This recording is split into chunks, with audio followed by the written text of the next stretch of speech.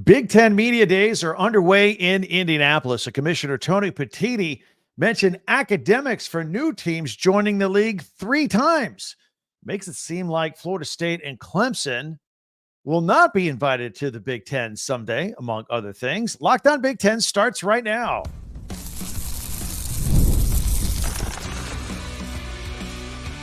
You are Locked On Big Ten, your daily podcast on the Big Ten Conference. Part of the Locked On Podcast Network, your team every day.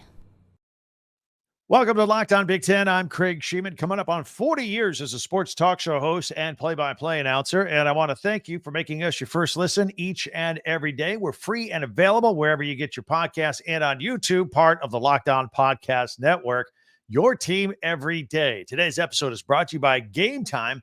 Download the Game Time app, create an account, and use the code LOCKEDON for $20 off your first purchase. So we're going to get into the State of the Union with Tony Petitti, plus Michigan Spygate coming to Netflix.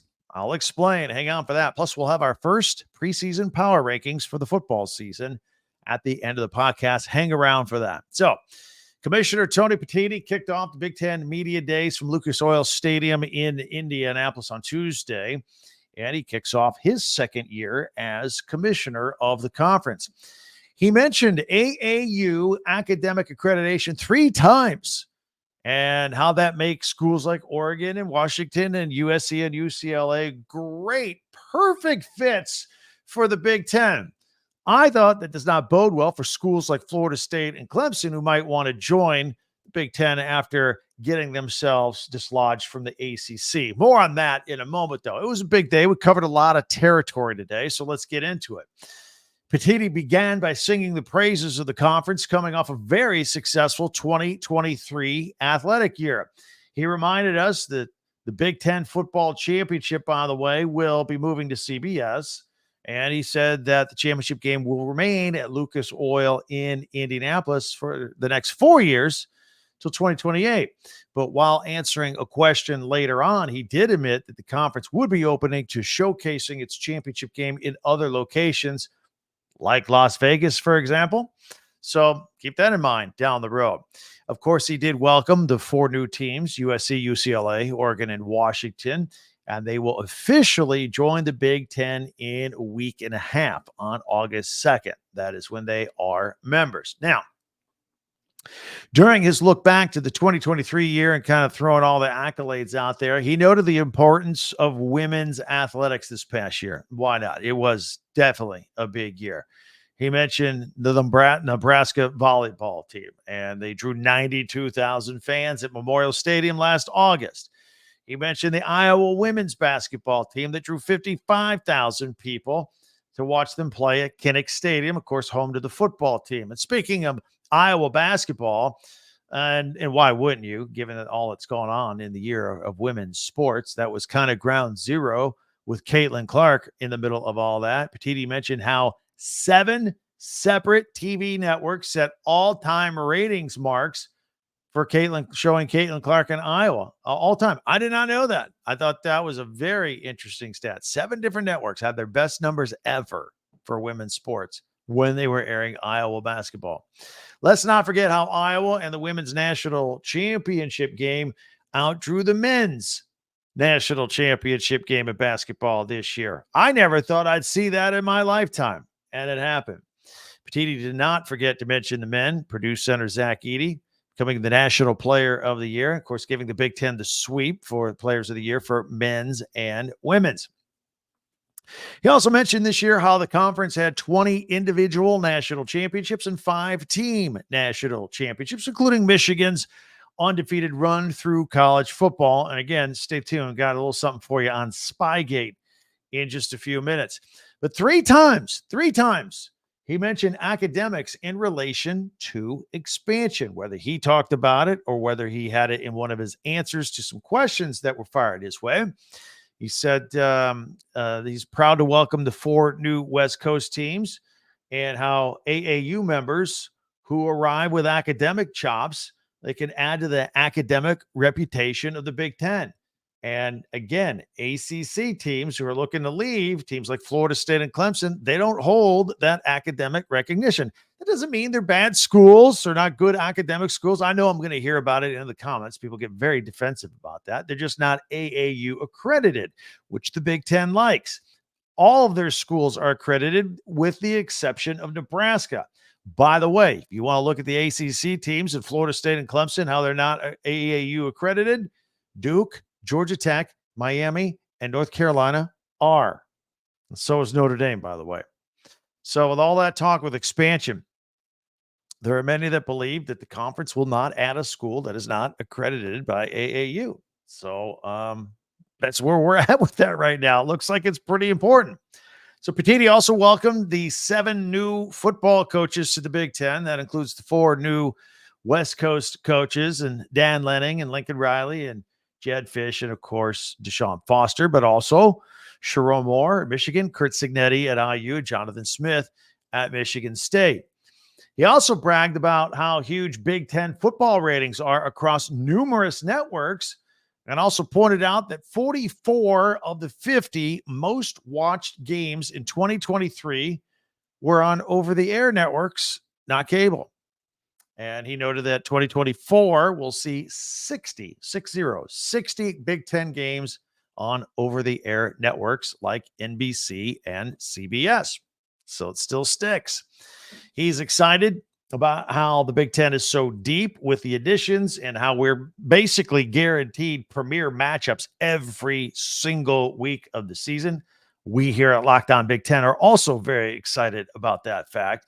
And with the expanded 12-team playoff and the new format, the Big Ten will have a greater chance of getting multiple teams into the college football playoff. So that was all part of his opening monologue, if you will, his greeting to everybody and the media that was all gathered at Indianapolis. And at that point, he opened it up for questions. Some of the questions that he got, for example, the first one, hey, with expansion and a coast-to-coast footprint, he was asked about the travel challenges for these student athletes who still have to go to class, right?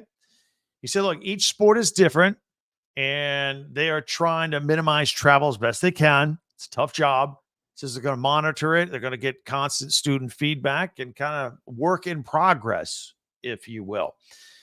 There was a Buckeyes reporter that immediately asked Petitti about the suspension of Jim Harbaugh last year for Spygate. And 9 months later, is there anything new from the NCAA on this matter? Tony Petitti said he did not know the NCAA timetable. We did a podcast on this about a week and a half, 2 weeks ago, how there's been nothing. Absolutely nothing coming out of it. So he stands by the results of his the decision that was made during all that and suspending Jim Harbaugh for 3 games.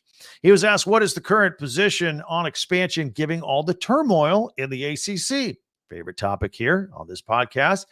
And he said, as I predicted he would yesterday, and as I predicted last week, he'll say, we're good with our 18 teams that we have. We put a lot of work into fitting the 4 new teams and working our schedules. We're very proud of our schedules. We love the great matchups. And again, he also threw in how he loves how the 4 new schools are great academic fits for the Big Ten. That's the 3rd time he mentioned it. He was asked about Friday night football, Big Ten getting more and more into Friday night football in their recent TV package. Obviously, traditionally, Friday nights have been saved for high schools and not competing against them. And of course, a lot of football families are out and about watching their kids and might not be watching games on TV, on national TV. He still said the Friday national exposure is good, and they want to do it without also burdening campuses on Friday night as opposed to Saturday afternoons. And he also mentioned, some schools are more into it than others. For example, we've discussed this here. Michigan State absolutely likes playing on Friday night, and they will continue to do so when the opportunity presents itself.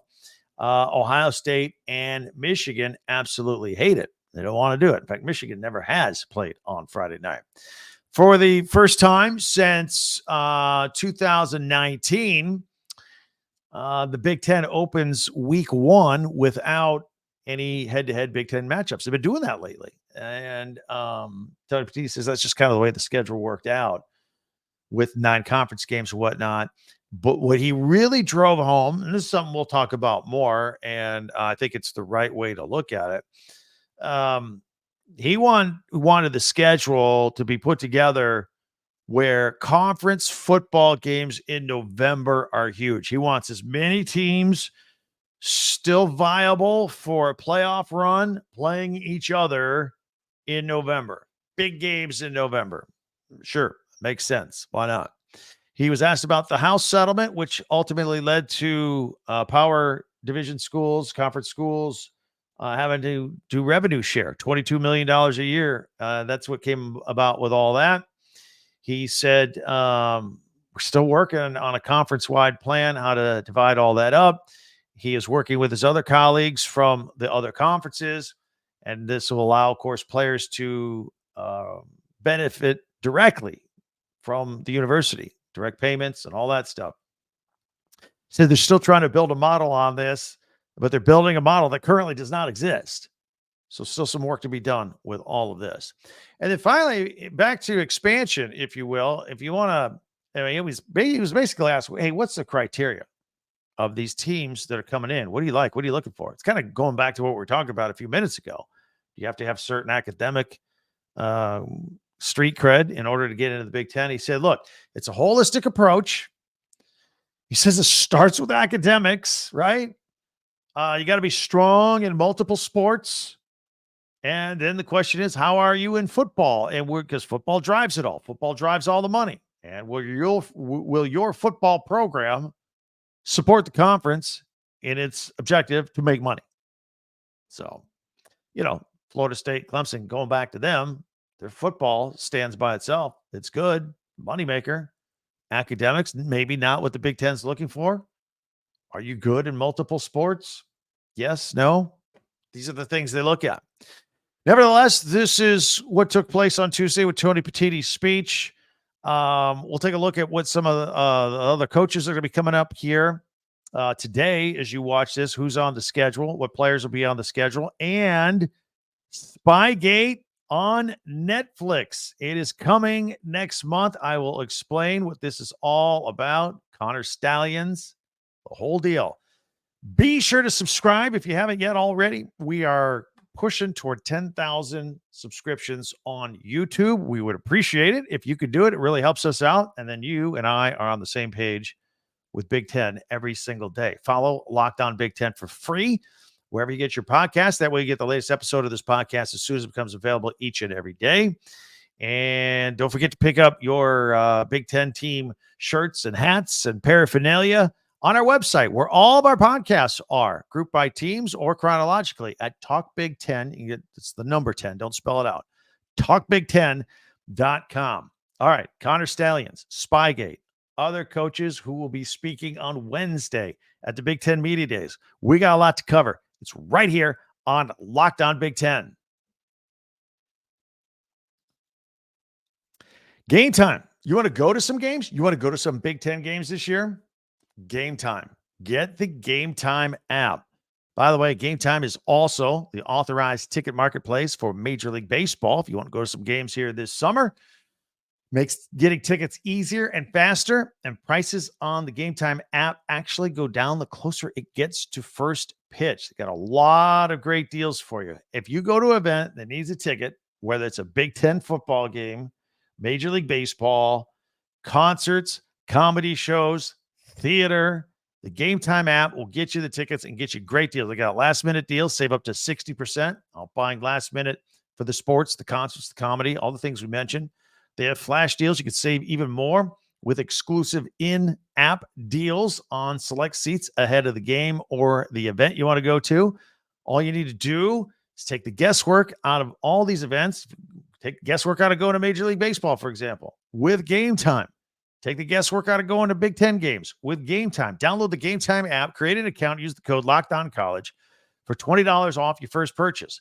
Terms apply. Again, create an account and the redeem code LOCKEDONCollege, LOCKEDONCOLLEGE for $20 off.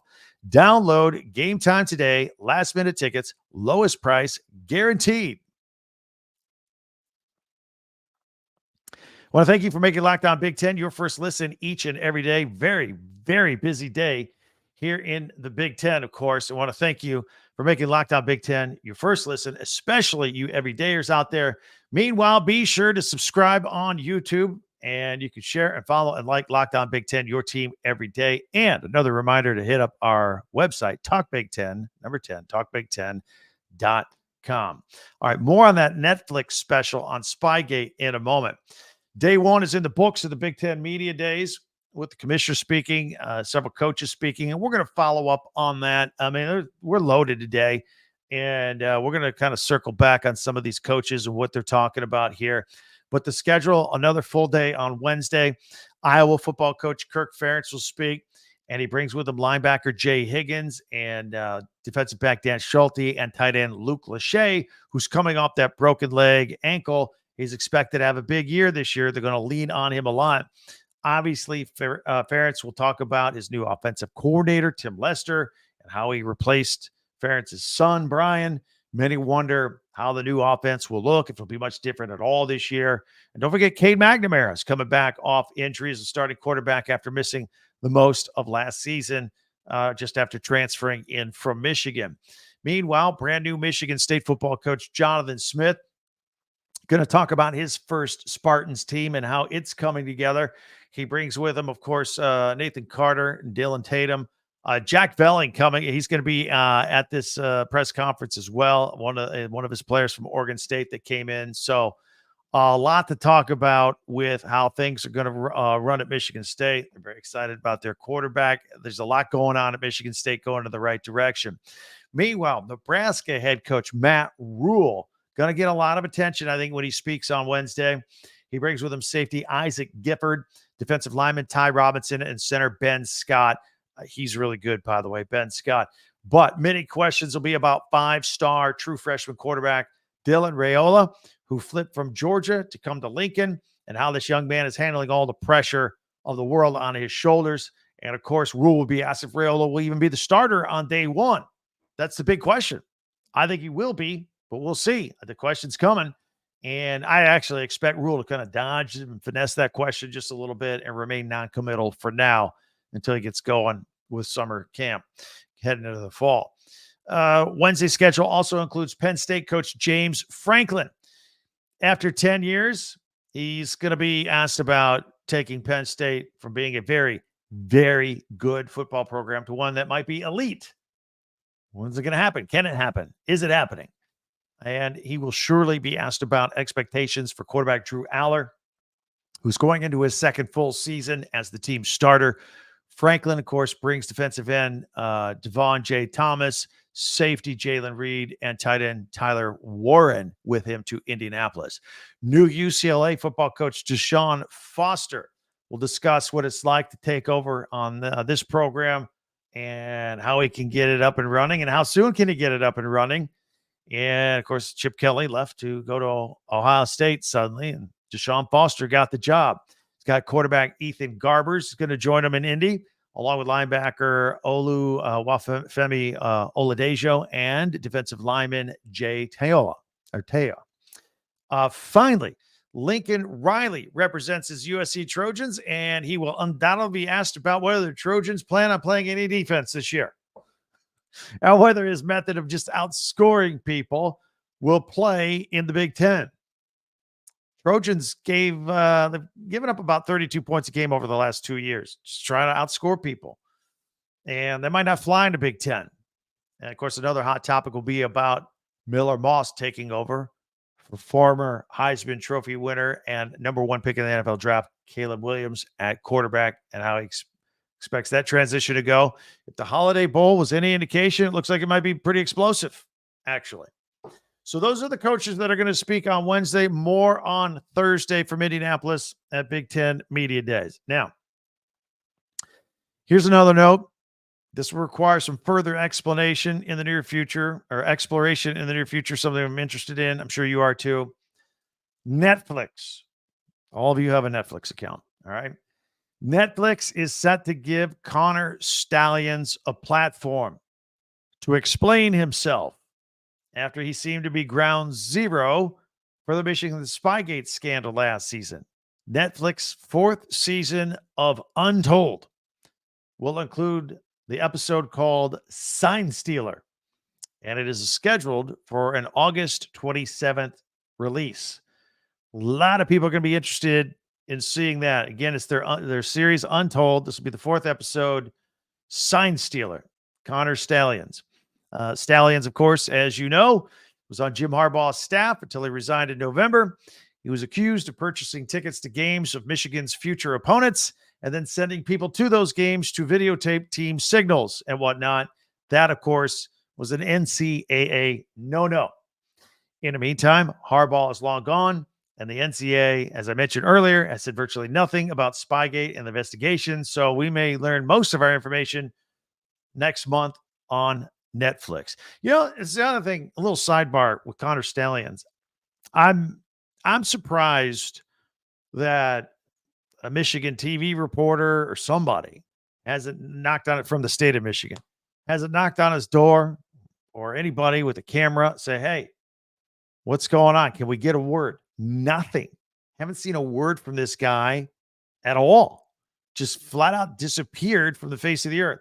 So maybe Netflix will get us some information, or at least his side of the story. We have a few quotes from him saying that he exonerated Jim Harbaugh. Jim Harbaugh never knew what he was doing, trying to get ahead. He had visions. He had a manifesto where he wanted to be in charge of the Michigan program years from now. So we'll see. August 27th. Check it out. Hey, do you watch a lot of daytime TV with sports like ESPN or FS1? Maybe you got to turn down the volume because there's a lot of screaming, yelling, shouting. Make the switch to Locked On Sports Today. It's a free 24/7 sports streaming channel program for you every day to bring you the biggest stories without all the screaming. Locked On Sports Today brings you can't-miss analysis, opinions, and news streaming 24/7 on YouTube or the free Amazon Fire TV channels app. It's part of the Locked On Podcast Network, your team every day. All right, Wednesdays, we like to rank things. We like to do power rankings. Usually in season, we have change our poll every week. It's going to be our first preseason Big Ten football poll. Rankings, power rankings, 1 through 18 from us, ours. It's coming up next right here. See where your team ends up on this list on Locked On Big Ten.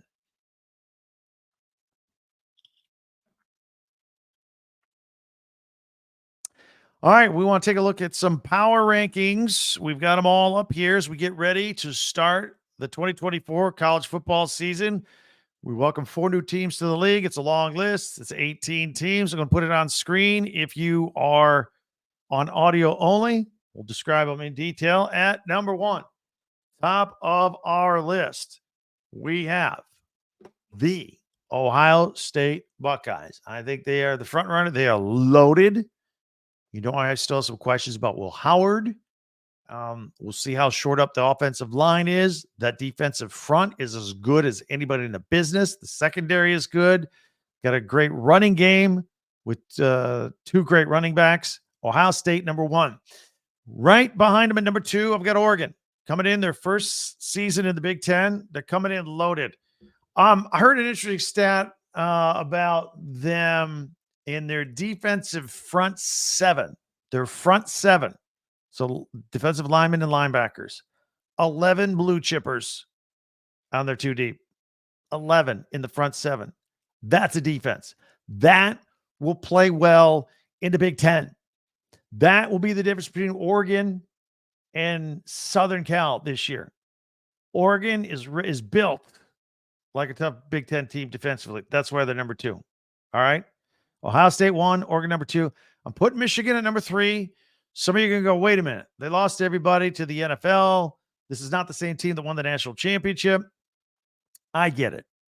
My sources tell me that the next guys up are big, experienced, ready to go. Go look at their depth chart right now. It's full of juniors and seniors and grad students. It's not like freshmen are stepping up, replacing everybody. I think this is going to be a good football team. It's going to be a much better football team than people expect. Penn State, put them in at number 4. Maybe I can be talked into number 3. I think Penn State's going to the playoffs this year, right? They're gonna win their 10 games like they always do, and they're going to go to the college football playoffs. Nebraska, I've got them at number 5. I've told you during our football previews of all the teams, Matt Rule Dylan Raiola, once Dylan Raiola gets over being a true freshman and kind of figures it out, I think this team is dangerous. This is going to be a big year for Nebraska, a good year. I'm surprised every time I do something on Nebraska, how many Nebraska fans go, oh, yeah, same story, different year. Like you've been let down so many times in the past. I think this is the year. Look, Nebraska's not going to win the Big Ten, but they are going to be significantly better. They're going to be good. I've got Southern Cal at number 6. This is a respectable number 6. I do think Miller Moss will be decent at quarterback. Can they stop anybody on defense? That is the question. You know who can stop people on defense? Look at number 7, Iowa. Iowa's coming back with another defense, probably another sluggish offense that won't make mistakes and turnovers, and they'll be in most of their games. That's Iowa football for you. No matter who the offensive coordinator is, no matter who's there, under Kirk Ferentz, that's how they're going to play. That's how they're going to win games. Rutgers is another team I'm big on. And number 8, I can move them higher. Given Rutgers' schedule and the players that are coming back, expect a big win total for Rutgers this year. I got Wisconsin at number 9, Luke Fickell, year number 2. I'm not sold on Tyler Van Dyke at quarterback. We'll see how he does. I think he'll be better than Tanner Mordecai that they had last year, but I don't know what his ceiling is. He's too inconsistent. Number 10, Washington. I'm willing to put them higher. Brand new team, just like Michigan, but big guys up front still coming back. We'll see. But a completely new look for Washington. Got them at 10 right now. Who knows? They might be better. We'll look into them a little deeper. Illinois, number 11, Luke Altmaier, Brett Bielema. Brett Bielema spoke at Media Day on Tuesday. We'll talk more about him and his program as well. Maryland, we spoke about them a couple of podcasts ago, and there's, I think, another streaky season. Remember last year, 5-0, then they lost the next 4, and they were able to turn it around at the end. I think the schedule, a lot of wins early, excruciatingly difficult in the back half of the season, their last 4. Maryland, number 12. Got Northwestern at number 13. 2 years ago, they were a 1-win team. Last year, they were an 8-win team. Do they fall back to earth a little bit? Can they maintain it, keep the program rolling? We'll see. Got them at 13. Kurt Cignetti, Indiana. Do you know Kurt Cignetti has the 4th highest win percentage in active college football coaches right now? Like Ryan Day's number 1, followed by Kirby Smart. Cignetti's at number 4 on his days at James Madison. He's leading the Hoosiers. I expect a little bit of an improvement here this year. Michigan State, Jonathan Smith. I think it's 1 year to figure it out and then go. I think he's going in the right direction. Got him at 15th. UCLA, I'm not expecting anything from this year. Eric Bieniemy's offensive coordinator. I think that's an intriguing story. Purdue, Ryan Walters, Hudson Card. This is going to be a tough year for them again because their schedule's tough for one. And then Minnesota, PJ Fleck. I got questions. I got questions at quarterback. We previewed them a few days ago. I don't see it. I don't see it yet this year. Feels like the magic slipping away from PJ Fleck a little bit, but maybe he'll prove me wrong. Got him right now at number 18. So that's a list. That's our list. That's our first official power rankings for the upcoming 2024 season. Let me know what you think about it. Maybe somebody's too high, somebody's too low. Hit me up with comments on Twitter at TalkBig10. Also comments on YouTube. And don't forget our website, TalkBig10, 10.com. Many ways to reach out. You can get your merchandise. You can watch all of our other podcasts right there as well. Tell a friend about us. I know you know Big Ten people, friends, family people. Let them know. Alum, where they're out there. Let them know that we're out here every single day. And if you don't mind, be sure to subscribe and follow this podcast right now on your favorite podcast app. And you'll get the latest episode of Locked On Big Ten as soon as it becomes available each and every day. And when you're done with us, check out our friends at Locked On Sports Today. It is here for you 24/7, covering the top sports stories of the day with the local experts of Locked On, plus our national shows covering every single league. It's everywhere.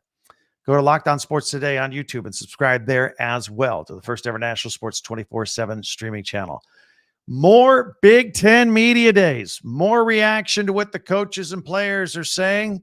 We're just warming up on this whole thing, so we're very excited about it. We'll have the latest. Hope you are too. Thank you for joining us. Can't wait till we meet again tomorrow, right here On Locked On Big Ten, I'm Craig Sheeman. We'll see you next time.